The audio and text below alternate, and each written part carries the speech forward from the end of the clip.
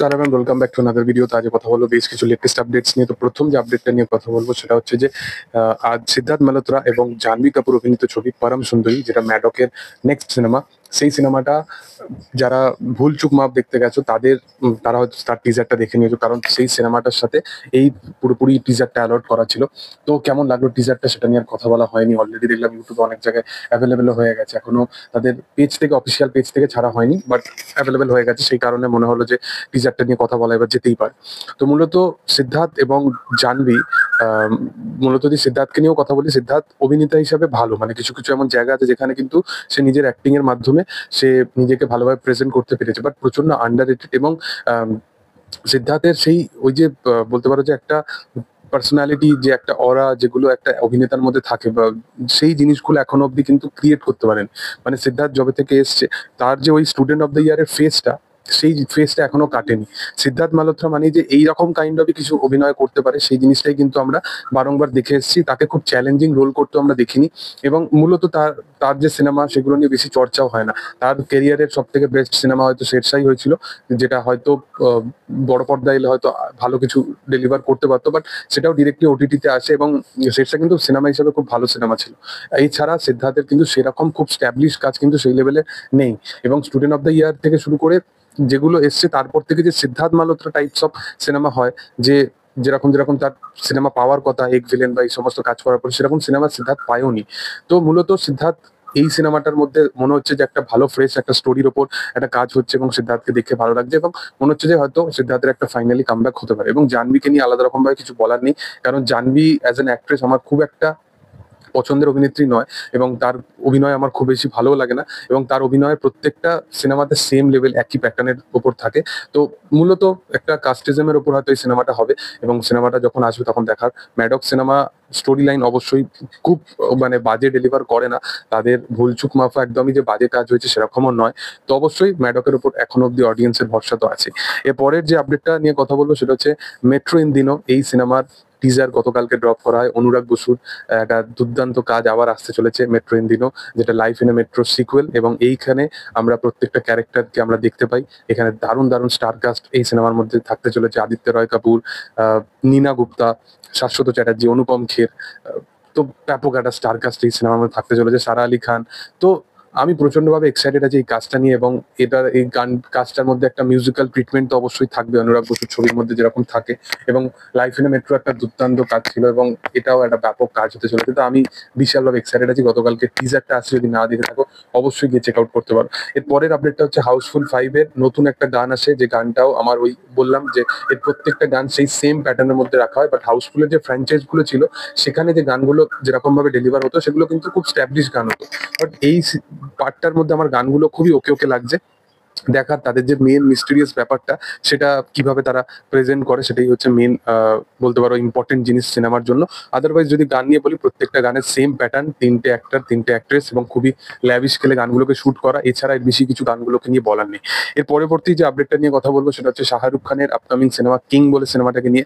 তো কিং সিনেমাটা যখন স্টার্ট হয়েছিল এবং এর রাইটিং প্রসিডিওরে যখন শুরু হয়, সুজয় ঘোষ একদমই যেরকম ভাবে কিং নিয়ে লেখালেখি করেছিল, সেইটার একদম অন্য ভার্সন কিন্তু কিং তৈরি হচ্ছে।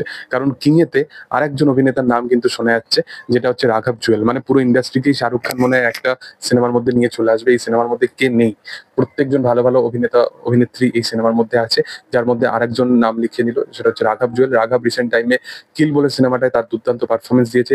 নানির আপকামিং সিনেমা প্যারাডাইস সিনেমাতেও কিন্তু রাঘবকে আমরা দেখতে পাবো, এবং এই সিনেমাটাও তেও রাঘবকে কিভাবে প্রেজেন্ট করে, কতটা তার ইম্পর্টেন্ট ক্যারেক্টার হিসাবে তাকে আমরা দেখতে পাই, সেটাই হচ্ছে ব্যাপার। এর পরবর্তী যে আপডেটটা নিয়ে কথা বলবো, সেটা নিয়ে আমার কথা বলার ইচ্ছা ছিল না বেসিক্যালি।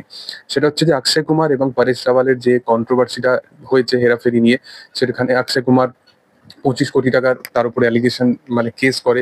এবং সেখানে যেটা চার্জ করেছিল পরেশ রাওয়াল 11 লাখ যেরকম সামথিং, তো সেটাও সে সুদ সহ সে অক্ষয় কুমারকে রিটার্ন করে দেয়। এই ব্যাপারটা জানাজানির পর অক্ষয় কুমার প্রচন্ড ইমোশনাল হয়ে পড়ে, সে কেঁদে নাকি ভেঙে যায়।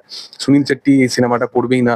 এছাড়াও আরো একটা বড় আপডেট উঠে আসে যে পরেশ রাওয়ালকে বাদ দিয়ে এই সিনেমাটা ভাবনা চিন্তাও করা হয়েছে একটা টাইমে পঙ্কজ ত্রিপাঠীর ওপর, এবং পঙ্কজ ত্রিপাঠীর কাছে অফারও যায়। বাট পঙ্কজ ত্রিপাঠী এই সিনেমাটা করতে চায় না, কারণ পরেশ রাওয়ালের যে বাবু রাওয়ের ক্যারেক্টারটা, ওই ক্যারেক্টারটা কেউ ইমাজিনই করতে পারে না অন্য কোনো অভিনেতাকে নিয়ে।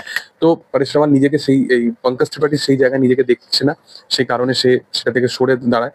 তো মূলত আমার না এখনো জিনিসটা আমি ভাবতে পারছি না, কারণ একটা ফ্র্যাঞ্চাইজি সেটার সাথে অডিয়েন্স এতটা ইমোশনালি জুড়ে আছে, তার অভিনেতাগুলোর সাথে এতটা ইমোশনালি কানেক্ট হয়ে আছে, যে এত কিছু হয়ে যাওয়ার পরেও অডিয়েন্সের মনে এখনো পর্যন্ত সেই আস্থাটা আছে যে হ্যাঁ, এটা হয়তো স্ক্রিপ্টেড বা এটা হয়তো পুরোটাই সাজানো, পুরোটাই একটা গট আপ জিনিস।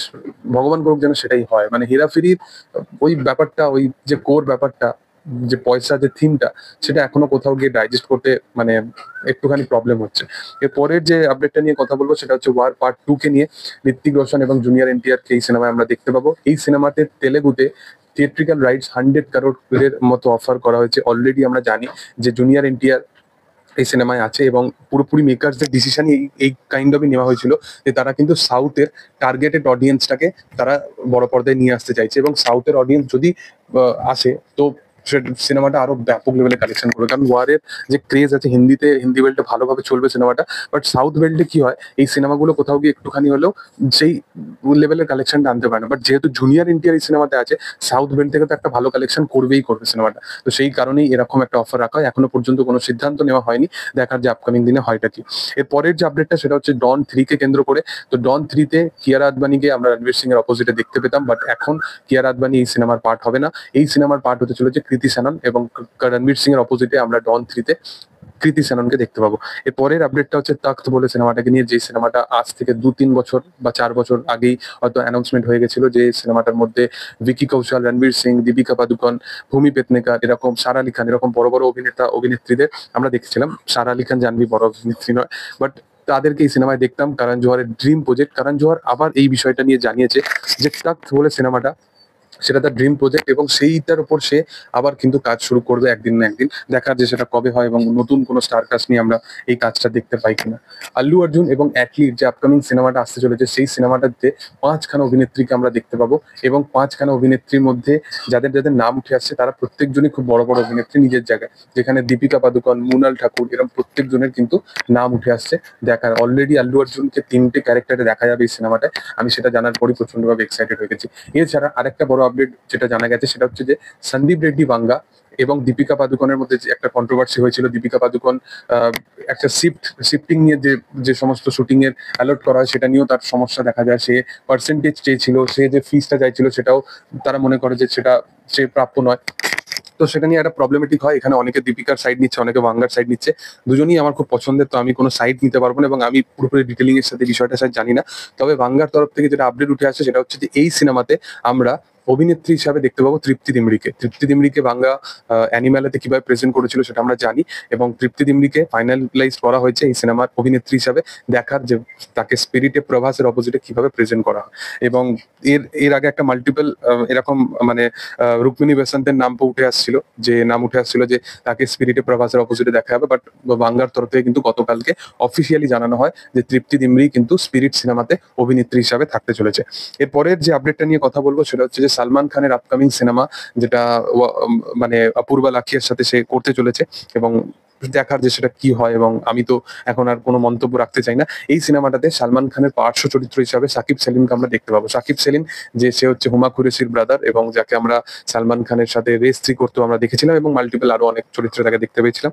দেখার যে আপকামিং দিনে তাকে কিভাবে প্রেজেন্ট করা হয়। তবে এইগুলোই আপডেট ছিল।